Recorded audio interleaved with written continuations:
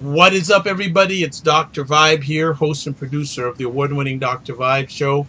As always, I like to say you're blessed, highly favored, a magnet for miracles, and a solution for someone's problem. I'm a certified empowerment coach, president and CEO of Express Your Vibe Coaching and Communications. And we're back with, this is not a new friend, but he's a hairier friend. He's a hairier friend. We have Alexander Williams back on the Dr. Vibe show, the home of Epic Conversations, and I'm the host of Epic Conversations. And we haven't had him back for a while. He's been working on a lot of stuff. I reached out to him the other day. Well, he reached out to me, but I was thinking about, what's going on with this cat? He's just gone AWOL on us, but he's back with us.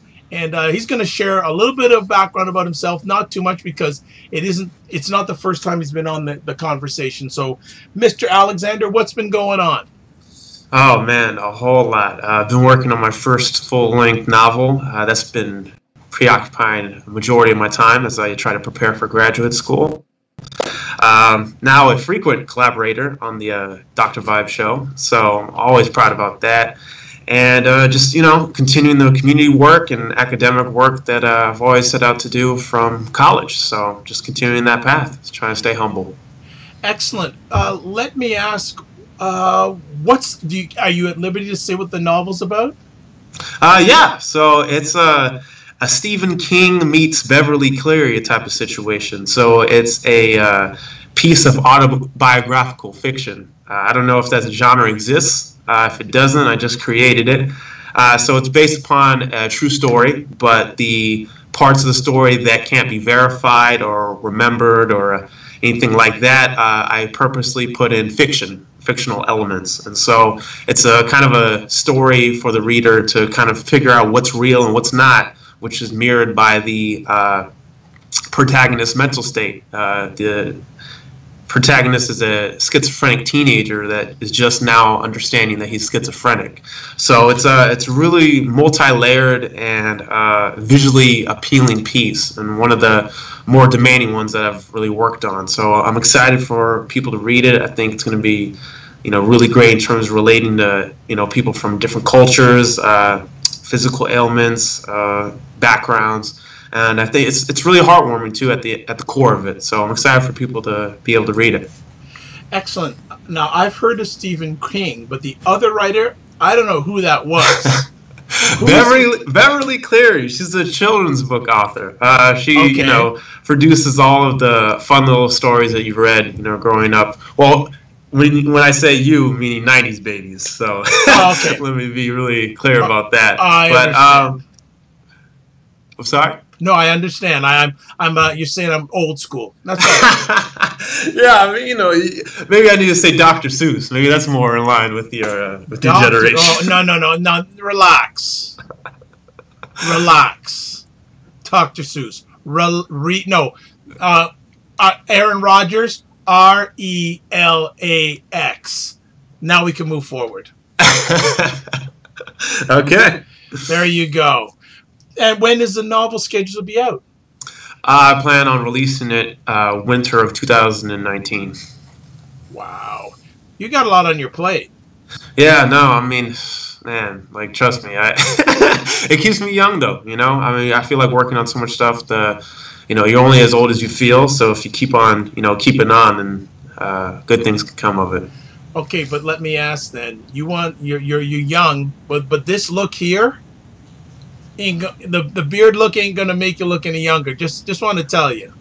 Really, I've heard the exact opposite. I've heard that the beard actually makes me younger. Okay. Who's telling you the opposite?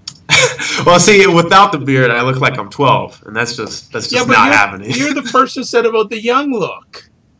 Well, yeah, but see, the young look in terms of okay, well, you know what? I misspoke. The beard makes me look distinguished. Oh, and that's the look that I'm trying to go for. Okay. The distinguished look, I'll agree with that. I can go with that. You wrote an article a while back when we haven't had a chance to chat about it until tonight. It's true. And just the title alone, it made me almost grow hair.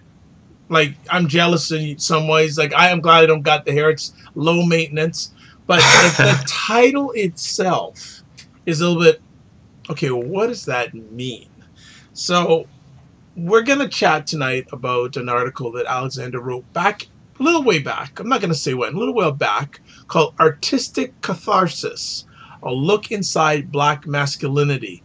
And it seems like there's two different ideas that you're meshing together in this article. Am I correct? Yeah, there is. Oh, gosh, I got past the title. I'm impressed.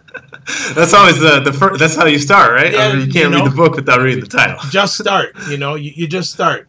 So I have a question. How did you come up with that title?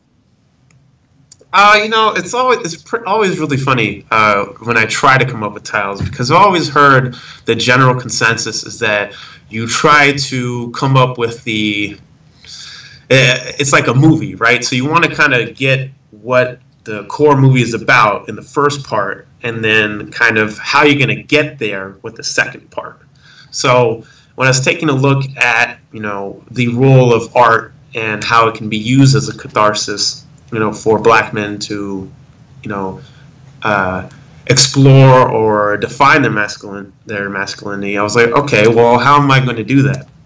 Oh, well, if I'm doing it by myself, as an artist, if I use art as a catharsis, then that's how I'm going to provide that look inside. So once I kind of thought about it, the title the essay just kind of named itself. And when I, looked back, I was like, wow, I really couldn't have, put it in a nutshell better. Okay, I'm going to FYI everybody on something. For some reason, Alexander's image is frozen, which is really interesting. Your audio is clear, but your video image is frozen. So what I'm going to do is I'm going to stop. Oh, actually, now I lost you. Oh, now you're back. Now you're good in real time. Oh, really? Which is interesting. We'll continue this on.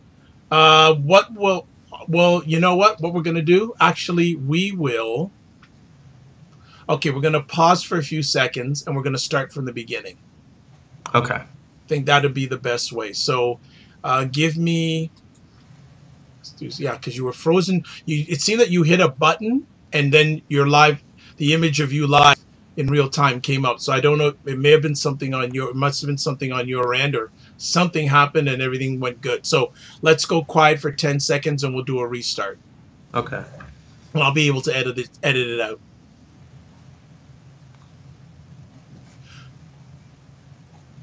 What is up, everybody? It's Dr. Vibe here, host and producer of the award-winning Dr. Vibe show.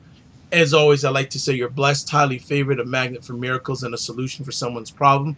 I'm a certified empowerment coach, president and CEO of Express Your Vibe Coaching and Communications. This is the home of Epic Conversations, and I'm the host of Epic Conversations. And we have a friend coming back. There's so many new people coming on the conversation these days. The old school wants to get some room, so we're giving some room to the old school. This gentleman has been on a few times on the Dr. Vibe show. He hasn't been back for a little bit because he's been positive productive, because I can't stand the word busy. Busy is overrated. Positive productive is where it's at. That's just from my book. It's my platform, so I'm sharing it with you. We have Alexander Williams back. He has been on the conversation a few times. If you want to find out more about him, go check the Dr. Vibe Show website. We've had more than enough conversations with him. Actually, the last one he was on was with Mr. Laurent Barton, and that was magic. That was magic. They were talking about hip-hop, and certainly go check out the conversation. It was excellent. But Alexander, welcome back to the conversation. How you been? I've been very well. Thank you for having me. I know it's been a long time, but I'm hoping to, decrease the amount of time I'm coming back on here. So looking forward to it and the epic conversation we're going to have. Absolutely. And, you haven't, it's not like you've been doing nothing since you haven't been back on. Can you give us an update on what you've been up to?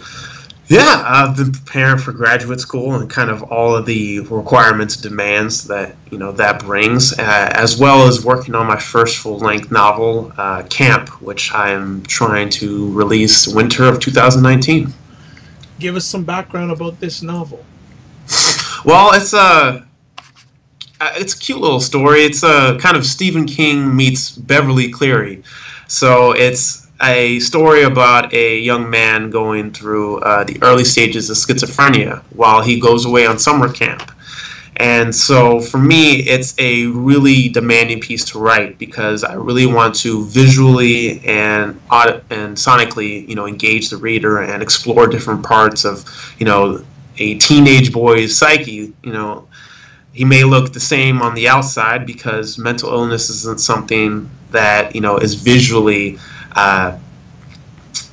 seen, but so on the outside he's going through all the same normal thing that a teenage boy does, discovering things about his masculinity, his sexuality, but then there's this whole internal component, and I think that'll really hit home for a lot of people from different backgrounds, and at its core it's really heartwarming, so I think a lot of people will be able to resonate with it. Why did you want to write this type of book, this type of genre? Well, this genre, it's actually funny that you bring that up because I would call it autobiographical fiction. I don't know if it's been invented yet, but I'm going to go ahead and invent it if it hasn't. So it's based on a true story, but for the parts that haven't been, remembered or discussed, I kind of put fictional material in there to try to, disorient the reader and kind of make them question what's real and what's not, because that is the dynamic that the main character is going through. So it's kind of form meets content, and what really led me to write it is just to showcase a different perspective that really may not be in there for consumption. How many coming of age stories do we see of people with mental illness? And so just those types of perspectives are something that I really want people to be able to consume and see and experience how other people's lives are. So that was kind of my motivation behind it. Have you written a novel before? I've tried, but I've always kind of gotten in this section where I gain so much steam and momentum, and then I hit page 40 and it kind of all plops, or I get into all these really finite details and I kind of lose out on what made me start writing in the first place. Now, luckily, because I'm so personally involved with the story, that hasn't happened yet. I'm still gaining the same type of momentum, but it's still a novel, so it's still work, and with it almost gonna be 400 pages. It's a lot to digest and write. So wow. Yeah. Well, I'm giving this to you because I have not got to the point of writing my first book yet. A number of people have been pushing me. For some reason, it's not in my wheelhouse. I do too many epic conversations. I guess I haven't made time in the dial or to slice out a piece of pie saying, okay, this is my book writing slice of the Dr. Vibe empire. Empire? It's an empire. I believe it's an empire. Haven't slotted in yet. I use the operative word yet. You are also pursuing your education to a higher level too. You want to share about that too? Yeah, so I am trying to pursue graduate school so that I can get in the fall of 2019 to kind of coincide with the book. I'm using it as kind of like my writing sample to try to get into graduate school. But I mean, so, a lot of that has just been trying to, reach out to old professors, just make sure that, they're aware of the work that I'm doing, reach out to new ones, kind of grow my community in the academic kind of sector. And it's been really hard. I've had to, I'm retaking the GRE, which is kind of like the SAT for graduate school. And, relearning a lot of simple things that I had forgotten, mainly math. So that's also humbling, because it's, always got to make sure that you stay committed and, you keep trying to get better a little bit every day. So, all of this, kind of coinciding with each other is a lot to deal with, but, I find that I do better with chaos, organized chaos, but, chaos nonetheless. What is more challenging for you right now? Getting ready for the educational pursuit or doing the educational pursuit or writing this novel? And why? I have to probably say the novel writing, because the educational pursuit has certain things that can kind of work for a multiple set of years. So, for instance, my GRE scores are good for 5 years. So if I do well this time, I don't have to take it again for 5 years. I can work on the other parts of my application.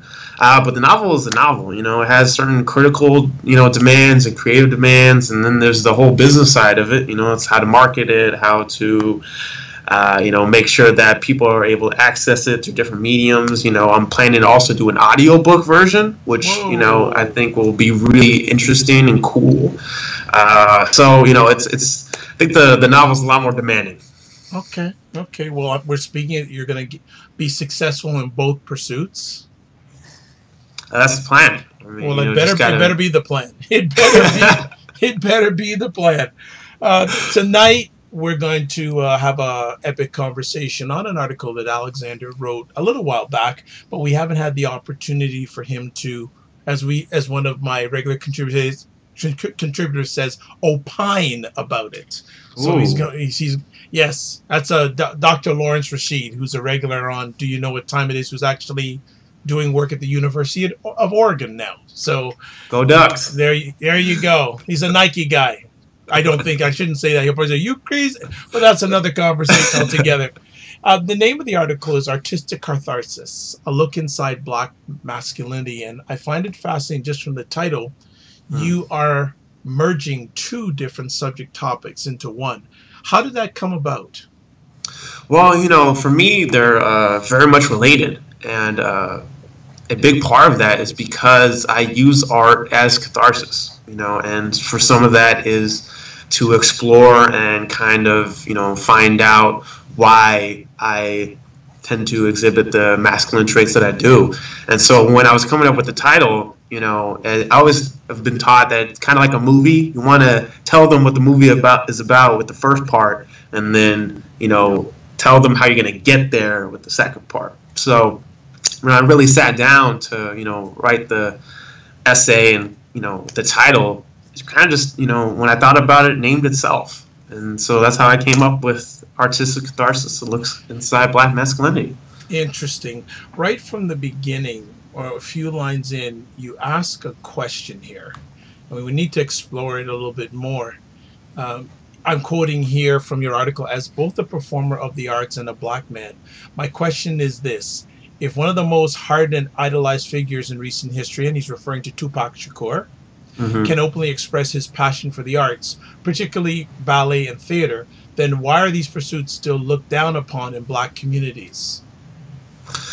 Yeah, so what really goes with that question is I'm anticipating a certain level of pushback, right? There's people are saying, oh well, I have friends that are rap, or I have friends that are artists or painters, or I have friends that are in musical theater, and it's kind of like the same thing when we say of, all right, well, not all white people do this, but we use white people in terms of, particularly pointing out that specific sector of people that do that, right?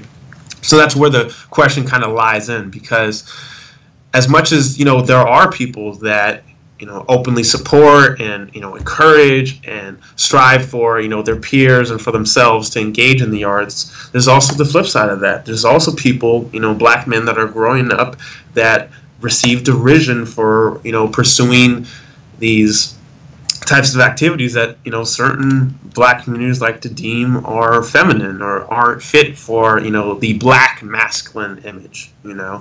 And what it really kind of boils down to is why does that behavior exist? And that's kind of the question that I try to look at inside this article.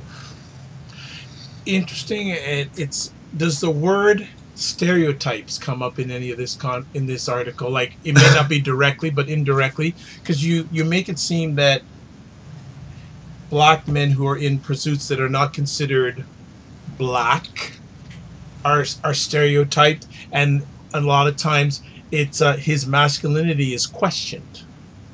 Well, yeah, I mean, stereotypes, they are problematic for a variety of reasons. One of the biggest reasons is that they don't allow flexibility. They don't allow a certain amount of comprehensive definition when it comes to labeling someone as a stereotype. When you label a black man as, let's say, the stereotype of a thug, you cut out everything else that he can be. And we all know that, as people, we're not all just one thing. You can't just put somebody in a box and say you are that and only that, because of the complexity that humanity is. I mean, we all know that, so many people exist in dualities of things, and so many people can, be really nice on one day and bad on the other. I mean, you can have a really good relationship with somebody, and another person has a really terrible relationship with that person. I mean, there's a lot of, multifaceted things when it comes to people. And so to really nail somebody down as a stereotype and to deny them the opportunity to say how they're not that stereotype is damaging, because that affects public perception and how people, interact with that perception. You bring up in your article the whole area of many black men regarded as, quote, thugs, unquote. Mm-hmm. Have you ever had that experience personally? Yes, and then I've also had kind of the flip side of it, yes, where I was going to get to that. Where I'm not seen as black enough to get that stereotype. So, and that's what I'm saying, that like there's, so much more to, black men, specifically in regards to this article than just that type of hardened thug stereotype, because it's also not allowing someone to show you how they got to be this, where you are trying to label them as a stereotype. I mean, no one starts out as the hardened thug. There has to be a journey, in order for that type of archetype to even exist. So, in my experience, being labeled as a thug is just, a lot of the times just been, tied to me being black. And then that, and that is hugely racist and problematic in of itself. And so it's kind of, this, and that's what I love about, this essay, is that I really am able to examine, all right, what is the public perception and interaction with the hardened thug stereotype, and how does that relate to black masculinity? It's interesting in the article too, and I appreciate you being transparent, how some of this, I guess it's actually another level, your masculinity has actually been questioned at times from your father, by brothers, by uncles and cousins. What sort of pushback were you getting from them, and how did you handle it, and how do you handle it today if it still exists? Yeah, well, I mean, growing up, I didn't handle it well, and that's because, with all the thing that, faces me particularly, and, you asked me how that, handles with Alexander Williams, I'm going to tell you, being mixed race, being black is a much different experience than it is for, probably a black person that's not mixed race. So for me, there's a lot of, conflict and emotional turmoil that came with, the racism of, my experience with certain groups of people. And, for me, it was really hard because I'm a very emotional person. I don't have a lot of guile when it comes to, displaying how something is affecting me. When I'm emotional, you can really see it in my face, and you can see it in my body, mannerisms. Now, I've tried to learn how to calm that down and how to, develop some guile on that, but it's a work in progress. So for me, when, I received this type of, racism as a black person, whether that's, someone, denying my blackness, or saying that, I'm not black enough, or, something like that. And, these are harmful incidents. I'm a big crier, sometimes. Mm-hmm. So, for me, I'd always get told to like man up, like stop being a pussy, like don't cry, like that's, and for me, crying was just a helpful way for me to, display these emotions that I was feeling, but, to my peers and to, my father and everyone else, that was, not fitting their box or their definition of masculinity that I needed to be showing as a black man. And that's, the type of problematic, kind of idea that I tackle in the essay. I want to see if these are correlated or they're separate subjects. You talk about the racism that you have deal with. Is it a different is it relate to your masculinity? Does it have an effect on your masculinity? Well, yeah, I mean, it can. I mean, it can intersect when they compare the stereotype to you, or when the racism is tied to a certain perception that they have of black people, and so for here, I use the thug stereotype. I mean, in reality, the characteristics of a thug are just born from like racist perceptions of black men that are all a result of black men being marginalized throughout United States history and pigeonholed into being certain archetypes based upon how white supremacy and white people view them. So when it comes to how all of these intersect, let's just say based upon the title, we're able to see how we become the humans that we are through art. Art teaches us how we view our humanity and how it's demonstrated within our society, within our culture.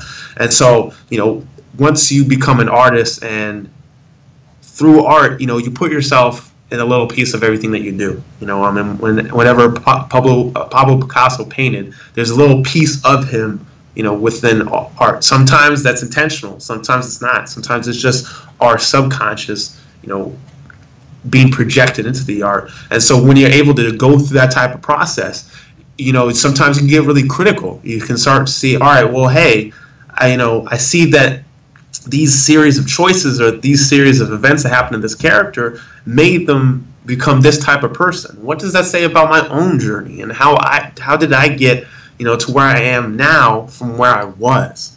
And that's the type of thing that isn't really being considered when people are using racism as a way to get to your masculine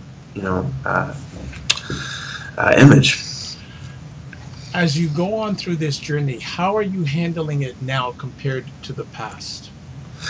Well, so like I said in the past, I didn't have the type of emotional outlets that I have now and the type of support systems that I have now. So, I would lash out in self-destructive behaviors, whether that's just, not making the best type of decisions that I should have, or, trying to escape my problems, or, trying to deflect them, or, engage in certain type of behaviors that I knew to be destructive, but, at a certain point I needed to, confront these emotions in the way that I had the tools then to deal with. Now it's a lot different, in terms of how I interact with these types of emotions, is because now I have a better set of tools, in terms of emotional clarity, capacity in order to deal with them, So now I don't, react in the same way I did before, like let's say if, someone calls me the N-word, for instance, when I was a teenager or a young boy, I just immediately thought like violence was the way to, answer that question, because I didn't have anything else. That was just the only tool in my toolbox. If I only have a hammer, then I'm only going to use the hammer. But now I got a screwdriver, I got a wrench, I got a needle nose pliers. There's different things that I can, utilize so that so I don't have to display that I'm the same type of person, or that, I'm going to allow these things to affect me the same way that they did. And, when you allow people to, mold and shape you into the perception that they have of you, then it only, then they use that as confirmation. It's like, well, look, I knew he was a thug. Look at him. All he does is, beat people up when he gets sad, or, something like that. And so, for me now, it's just being a better person in that regard, in terms of like taking some type of accountability, but also just realizing the patterns for what they are and trying to educate people about it. Okay. Why did you use Tupac Shakur as a reference point for this article? Because he was a really good example of that duality that I referenced earlier, in terms of certain people or politicians even just, recognizing him. Oh, he's the gangster rapper that, shot up, blah, blah, blah. He was involved in all this violence. He's not the good role model we want our kids following. But, failing to account that, he is this complete individual of, this person that took ballet when they went to an art school, and came up with this type of thug persona as a way to be critical of all of the history and all of the social legacies that came up to this point. If you and at a certain point it's just ignorance, because if you watch a lot of the interviews that Tupac Shakur does, if you read his poetry, not his, if you don't listen to his rap, it's different. Rap and poetry, even though they're obviously so interconnected and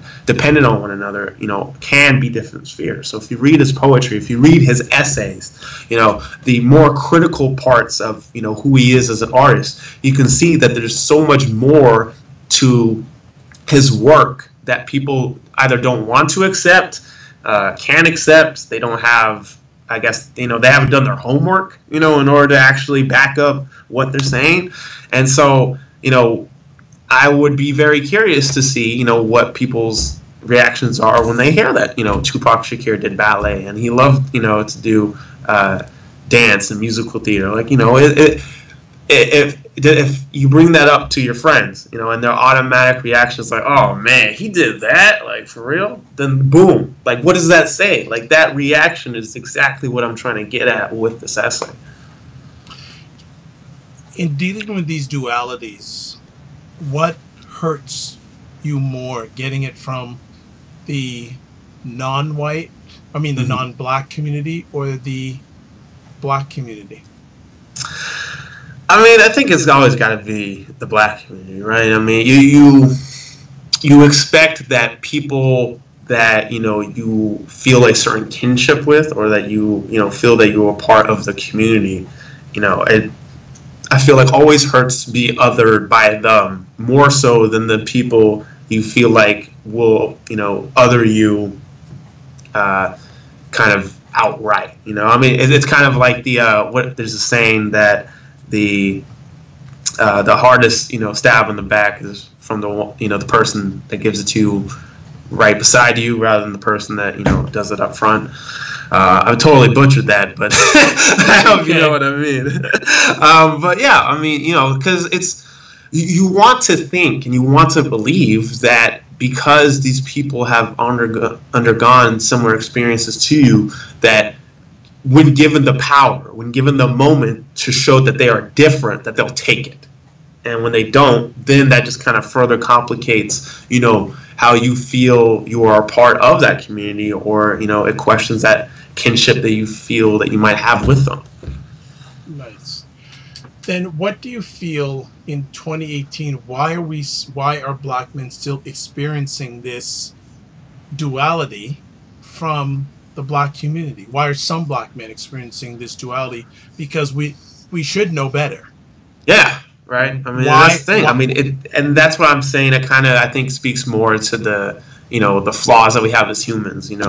What's the biggest, I think, kind of across the board problem with humanity is that we get to see all these patterns and all these choices that people have made for centuries, and across cultures, across languages, and we're still doing the same thing, right? Like, you would think that the mistakes that, your great-grandfather made and your grandfather made and your father made, that you will learn from. But what is it just like, right? They say that violence is a cycle. And so you would think that, because of all the information that we have available to us and the fact that, we live these things ourselves, that we would learn from it. But, it's just kind of like, it's like the same thing with, the violence being a cycle. It's sometimes, people feel based upon their situation or what happens that they are, they have to perpetuate, the situation that they're in. And so, at a certain point, it just comes to self-awareness, being able to look yourself in the mirror and say, who am I really? And does finding out who I am scare me? Does, really looking at myself honestly and objectively, is that something that I'm not able to do? Because I found in my life that the more troubling times, or the more times that I am not right within, or the harder times that I have, with myself, because for me, there exists this type of dual consciousness where, I am me and I can perceive things that are around me, but I'm also critical of myself in that moment. And so sometimes, it comes to us as black men when it comes to these types of emotions, where your friend can come up to you and say, oh, dude, like I just got in the ballet play, like I'm so excited, in that moment, where you have all this, presented to you, what choice are you going to make? And that's the, biggest question that, we're all trying to get at, I feel like, in terms of articles like these, is like, when given the choice, or, the situation, what is the choice that we're going to make? Powerful. Powerful. You write in this piece some opportunities that black men can work on in regards to this. What are some opportunities you feel not only black, but actually, let me park on that. I want to come back down the road. I'm going to bring up something else up. How much of an effect has hip hop had on this dualness? Well, see, hip hop is it's so interesting, right? Because it is both a result of these types of experiences and a tool to not only explore these instances but also educate, right? So when it comes to hip hop, I mean, just like any tool, there's good and there's bad to it based upon how a person chooses to use it. So, with Tupac Shakur, with Nas, with certain rappers like Jizza, we're able to see the type of critical element that rap needs in order to be successful for the purpose that its artist is intending. But then there's other people that use it. Maybe they just want to commercialize it. So they just want to make radio hits and make money off of it and live a certain lifestyle. And now, while that's their right as a free American to do that, that's when you get into the point of these Fox News networks of like, oh well, look at these rappers, they're trying to poison the minds of our youth, and they are thugs and they do this. And so it really comes to what is the artist's intent? What are they trying to do? Who are they trying to project?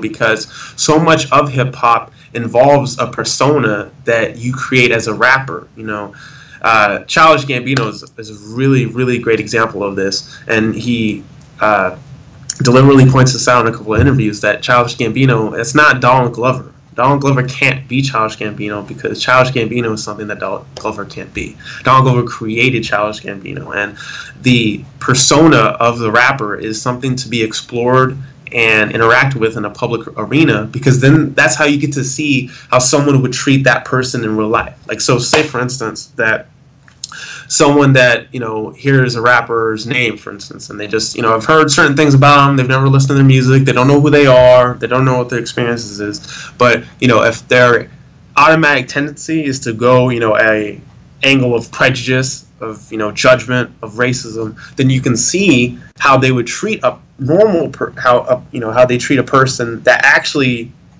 embodied these types of characteristics in real life. And so then you get to see how all of this is related in terms of social relationships. So there's a huge part of how hip hop can be tied to all of this, because it's such an inherently black thing. I had to get the hip hop in there because I know you're a hip hop head, so I had to slide it in there somehow. Appreciate that. How much impact do black women have on this duality? Well, see, and that is really interesting part of all of this, right? Because a lot of, well, I want to say some of the times that the lack of a maternal figure can be problematic in this. So to clarify, the character Bishop, Tupac's character in Juice, there is no mother role there. So it's just Tupac's character and his emotionally estranged and distant father. There's no kind of bridge to connect them. And a lot of times, black women in family relationships often serve as that bridge between a distant parent and son or daughter, because of the emotional responsibility that is placed upon them. And so a lot of and I know in my own life, a lot of the emotional clarity and intelligence that I gained was garnered through my relationships and, my discussions with Black women, because they gave me the woman's perspective that I needed, to kind of see and, view in a perspective that's not my own, but then it's also a Black perspective. So I know, kind of where it's coming from in its origins and, how it relates to me and, my own race. And so, young Black women are just as important in this process as Black men are, because they have, responsibility, or they have a certain kind of effect that, leads to these type of behaviors. Excellent. Oh, excellent. Just thinking, because there's so many different nuances in this article. And when I went over, I go, we could be on for 3 hours just pulling this apart. Do you have conversations with other men about this type of subject, or do they ever share it with you about the duality?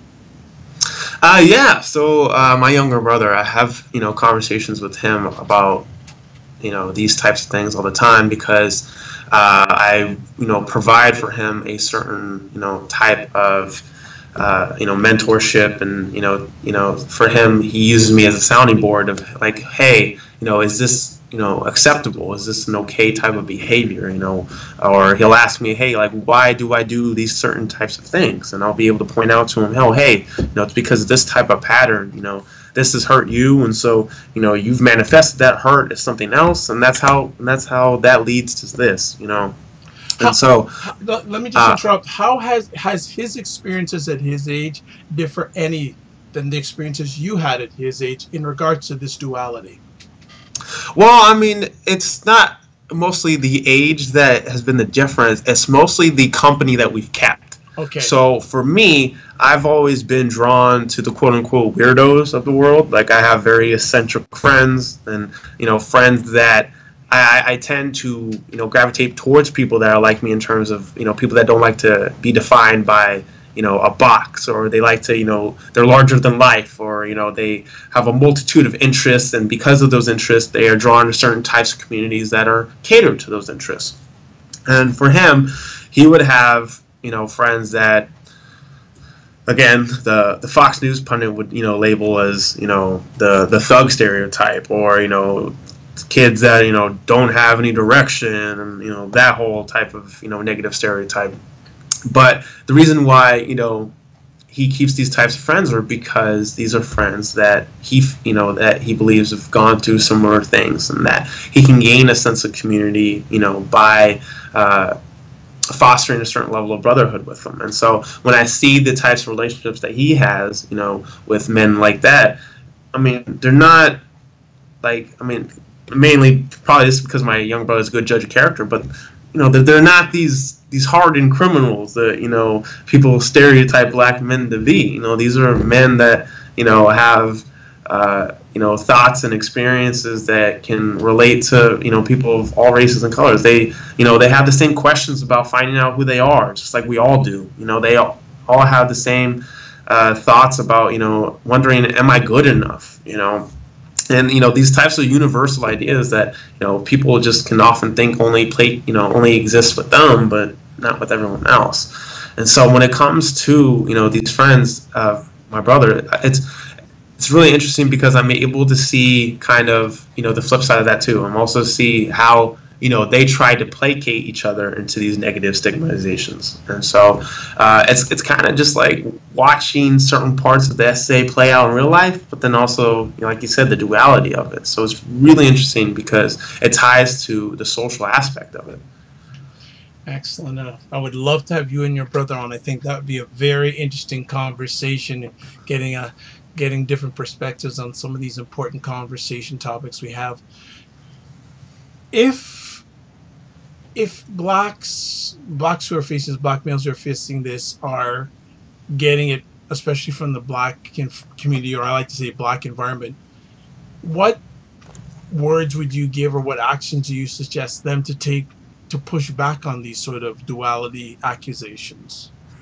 Well, I mean, I think for me, and I'm going to answer that question kind of through my journey of how I've kind of navigated that, is one, really be proud of who you are and gain the confidence to always be who you are. And, for that type of process, it's not easy, and that was kind of the problem for me growing up, is I was always just told, when I needed to, who am I, or how do I do this, or how do I do that, people just say, well, it's just about confidence. And no one ever actually tells you what that confidence is like, or what it's supposed to look like, or how it's supposed to feel, or, how you're supposed to, or how you know when you're using it. So for me, I'm a super big nerd, and that's just like always how it's going to happen. And so that's displayed in kind of everything that I am. So, I have quote unquote like nerdy thing. I have, Pokemon backpack. I have, superhero folders and things like that. And at a certain point when, when it wasn't cool being a nerd and, you got crap for it, it took me to say, you know what, like, I'm going to withstand all that crap because my relationship and, demonstrating who I am means more to me than the flack that I will receive for it. So that's kind of what, I would say in terms of gaining the confidence to be who you are, because, when you're able to get that and, really foster that within yourself, you start to gain a certain level of strength, and that strength can carry you further than you know. And the second part of that is use that art. For me, when, I was going through a lot of dark times in my life, my art was sometimes all that I had, so I would just create and create and create. And being able to create is such a beautiful process, when you get to see something from start to finish, and not only just, seeing a completion of it, but when you're in the throes of it, and you get to tap into that type of energy that's outside of yourself, that, exists all around you, but, it's not something that you can really, physically touch or something. It's just something that, you feel a part of. It's a really healing and, necessary type of feeling in order to combat all of the negative emotions that are placed upon you, when you're stereotyped and, othered and put in this out group. So, being able to tap into those positive energies and being able to just produce is just something for me.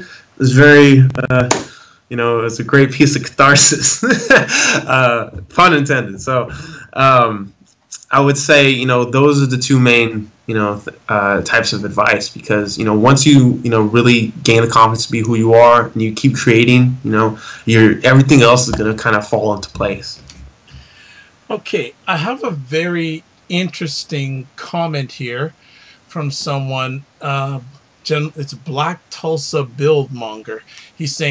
They're saying, and I don't know, it may be, we'll see where it goes.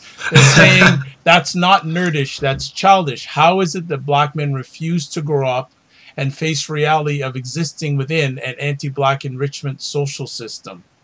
Okay, that's pretty. I think we want some clarification. I think what this person's trying to say is, what is hindering black men to be their full self, to live their truth? I guess I'm paraphrasing. It's a little bit interesting the way the question is put, but you've used your own personal experience there. What if during your journey, what if some of the things that have prevented you to push back on the duality? You're obviously better off now than you were, but when you were starting off in your journey, what were some of the things that were preventing you to push back against the duality? Well, like I said, sometimes it was the lack of confidence. Sometimes it was also just trying to see what the consequences were. If you push back on someone in a certain type of way, will someone just, label you as, aggressive? And it's like, oh, well, this person just lashes out when, I just ask an honest question of them. Oftentimes it can be the very, systematic things that I talk about in the, in the article when it comes down to, economic inequality, white supremacy, certain, your situation in terms of, you know, your stage in your life? Are you someone that's transitioning from high school to college? Or are you transitioning from college to, you know, a career? You know, usually when someone is in that type of transition, you know, they can be a little more susceptible to the things that are plaguing them. So it's kind of like understanding where your mindset is at and what tools do you have available to you, you know, emotionally, spiritually, mentally, to, you know, get you to regroup when, you know, you're going through these things. Are you getting a feel that black men are more willing to talk about the dualities now than in the past? Yeah, you know, I would say that the general trend would be yes, and I can't tell you what, you know, what caused that, or, you know, if that's just anecdotal, but I mean, in my experience, you know, the types of conversations about, you know, masculinity and, you know, and how, you know, emotional clarity and intelligence can help us, and, you know, and how, you know, black men need to be support systems for each other. Those are easier conversations to have now, you know, than it was 5, 6, 7 years ago. You know, I don't know if that's just because I've grown in that, you know, since that time, and, you know, I've undergone, you know, self-development, but I would have to say that, you know, there's also things that happen with people, you know, in their own lives. You know, sometimes it takes longer for people to learn certain things. Sometimes, you know, they have to, you know, go through a certain amount of experience in order to, you know, get it. But, like, I can just, you know, an example, it's much easier to have conversations, you know, with my father about, you know, why he acted the way he did growing up, you know, saying that, you know, I was too sensitive, that I need to man up. Those are conversations were much, you know, that are much easier now because we've accepted a certain amount of responsibility in, you know, in our actions, and we can see, you know, how we're different today than we were then, you know. So I mean, I think maybe some of that is attributed to individual growth, you know, and how that can kind of manifest in the talks that we have with each other. But I do say that you know, in my experience, it's easier. If it's become easier, would you Mm-hmm. say would you consider yourself an agent of change? Well, I would like to say that I'm an agent, you know, proponing for change, but I mean, I think the more accurate description would be saying that I'm an agent as a result of this change. You Okay. know, that I had to kind of undergo this process in order to be able to identify it, Yep. and then, you know, point it out as it's happening. You know, sometimes when you're going through something, you don't really know what it is that you're going through until you've already passed it. You know, it's like the analogy, you know, you're too close to the elephant. You can't see the entire elephant if all of you see is, you know, the gray, blurry type of skin. You know, you have to back up in order to actually, you know, understand what you're dealing with. Um, yeah. Okay. I'm going to see if you can answer this conversation piece. So it's a two-parter. Okay. Would you acknowledge there's a difference between white masculinity and black masculinity? In my experience as a mixed race person, I would say yeah. I would have to say that the type of masculinity that I, you know, display is different based upon, the, I guess, the African part of me and the European. And part of that, and kind of why I know I'm tapping into different energies, is let's, use hip hop. When I know I'm engaged in that type of behavior, because of, my ancestry and, the type of community of hip hop that, I'm trying to reach, I know that I'm, reaching into that black masculine side of me, based upon, like I said, like my intent with hip hop and, the kind of, legacy and canon that I'm trying to, participate with there. And how that is displayed and accepted by the people around me. Sometimes you're able to see how you are being as people are defining it around you. Okay. All right. It, I think it's just very interesting how you are able to draw from different energies. It's very, very interesting being of mixed heritage, or they say biracial. I don't know what the proper term is. So, whatever it is, please educate Dr. Vibe on what the correct terminology is. Just drawing from the different energies is quite interesting. Is is that an asset? Is it a challenge? What is it? Well, so I mean, so it's just based upon the person's makeup, right? I mean, if the person is just, let's say, Pakistani and European, then they'd be, okay, let's specifically say English, Pakistani English, then, they'd be biracial. Someone is, multiracial is, when they have, a great amount of different, races and cultures mixed into them. For me, that used to, I allowed it when I was younger to be a source of conflict, because I was navigating all these, these journeys of personal identity when it came to, understanding who I was as a Native American man, as a European man, as as a black man. But now, having the, truth in myself to, be comfortable with all my ancestry, and being able to participate more in my culture, understanding where my ancestors come from, how I am all of these things, and how they culminate into me, and how I'm a living part of these types of legacies, became a source of strength. So now I'm able to really draw upon those types of energies, because I know who I am, and I know that who I am is a part of what made me me. Excellent. Well, I think we will end off our epic conversation. I'm actually going to read the last few lines of this great article, and I will start with what makes Tupac Shakur's love for ballet theater and, quote, feminine, unquote, pursuits impactful is its ability to redefine masculinity within the black community and break the rigid gender roles black men are often placed into. If a transformative figure like Tupac Shakur can embody these activities, then perhaps public celebration of this embodiment can lead to more acceptance of black men pursuing their true passion within the performing arts and music. With proper education about the flexibility of masculinity and the importance of emotional support systems, black men can be empowered to take the active community roles and undo the damage of their predecessors. The precedent already established by artists such as Tupac Shakur, Prince, and Frank Ocean to dismantle the cultural and society expectations of black men should serve as role models for other black men to follow. It is up to us as a community to empower and support each other as colleagues, friends, brothers. The next time a black man approaches you with news about his ballet recital, orchestra, audition, or anything else in the arts, support him.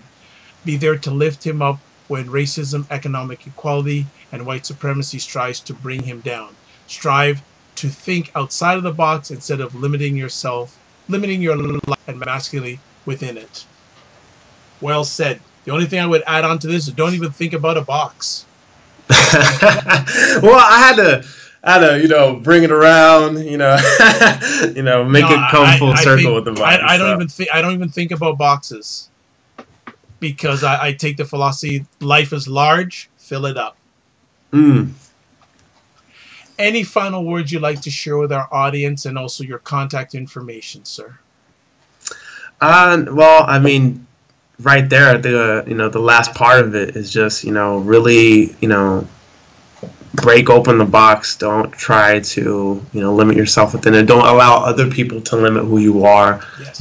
Be, proud and strong in who you are. Celebrate other people for, participating in that same journey, and just, try to, make more positive in the world than negative, and really understand the type of battles that, we as people, we as black people, we as, people in general are going through.